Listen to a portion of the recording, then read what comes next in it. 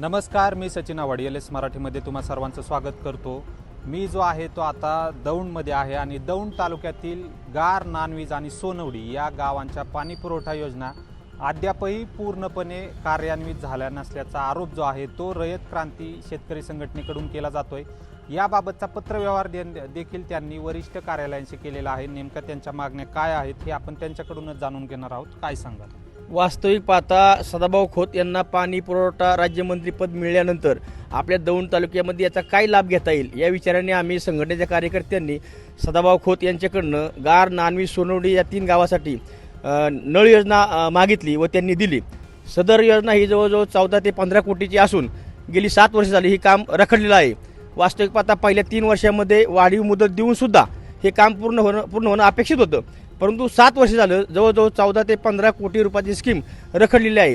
ही scheme रखडण्याचं मुख्य कारण म्हणजे जे काय अधिकारी आहे लाल फितीतला कारभार आणि प्रत्येक फाईल फिरवताना त्यांच्या टेबलावर किंवा टेबला खालून पैसे मिळत नाहीत, म्हणून खऱ्या अर्थाने ही स्कीम रखडलेली आहे। त्याचप्रमाणे ही स्कीम तयार करताना सुद्धा अनेक त्रुटी करण्यात आलेल्या आहेत। प्रत्येक अधिकारी मेन अधिकारी हे अनुभवी माणसं हाताखाली ठेवून काम करून घेत आहे। नेमलेले शासनाने अधिकारी काम करत नाही।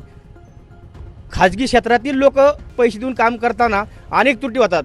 मूळ योजनेमध्ये खरं पाहिलं तर योजना जी मार्ग आहे त्या योजना मार्गातील हायवे असेल, फॉरेस्ट खातं असेल, रेल्वे खातं असेल, यांना लागणारा निधी सदर योजनेमध्ये समावेश केलाच नव्हता।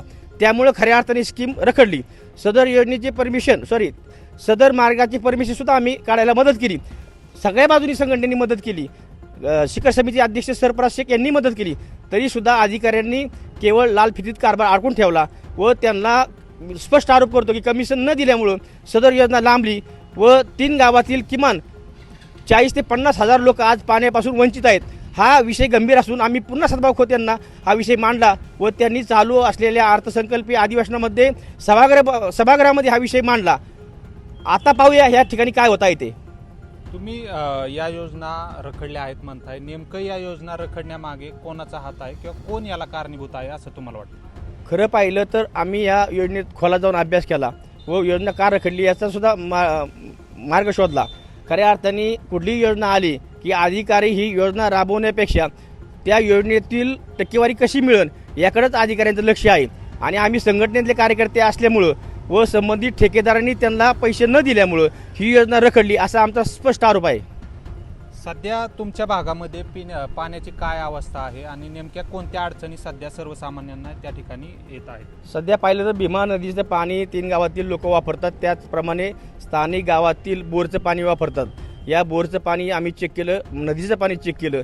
सदर पाणी ही पिण्यासाठी तर सोडत आंघोळ करण्याच्या सुद्धा लायकीचं नाही असा सुद्धा अहवाल आरोग्य खात्याचा आहे। तरीसुद्धा नाईलाजाने स्कीम चालू न झाल्यामुळे 3ही गावातील लोकांना बोरचं पाणी जे 4000 TDचं पाणी आहे ते वापरावं लागत आहे, ते आरोग्याला घातक आहे।